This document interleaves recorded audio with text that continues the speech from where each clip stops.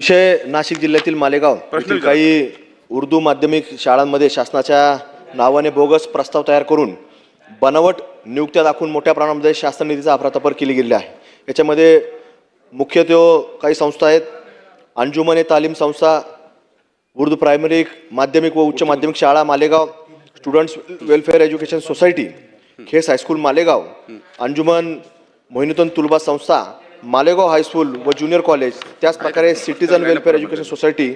सरदारी primary school, अशा काही संस्था आहेत की त्यांनी बनावट तुकड्या, खोट्या नियुक्त्या दाखवून या वेतनापोटी लाखो रुपयाची शासनाची फसवणूक केली आहे। त्याच प्रकारे शिक्षण उपसंचालक, शिक्षण अधिकारी, वेतन पथकातील अधिकाऱ्यांची एक कुठतरी संलिप्त आपल्याला पाहायला मिळते। त्याच प्रकारे एक खाजगी एजंट नावीद अन्सारी अशा व्यक्तीचा देखील संशयास्पद या ठिकाणी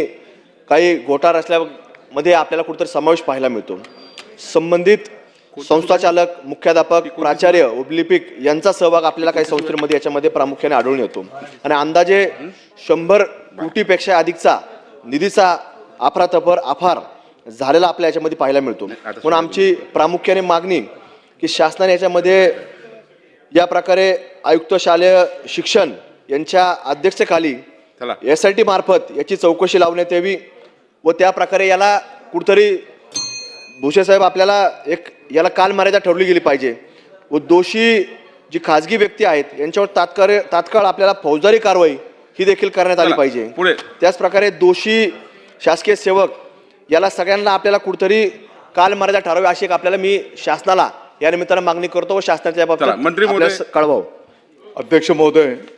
सन्माननीय सदस्य जगताप साहेबांनी जे काही मुद्दे उपस्थित केलेले आहेत या संदर्भामध्ये तक्रारी आल्याच्या नंतर शिक्षण सहसंचालक आणि शिक्षण उपसंचालक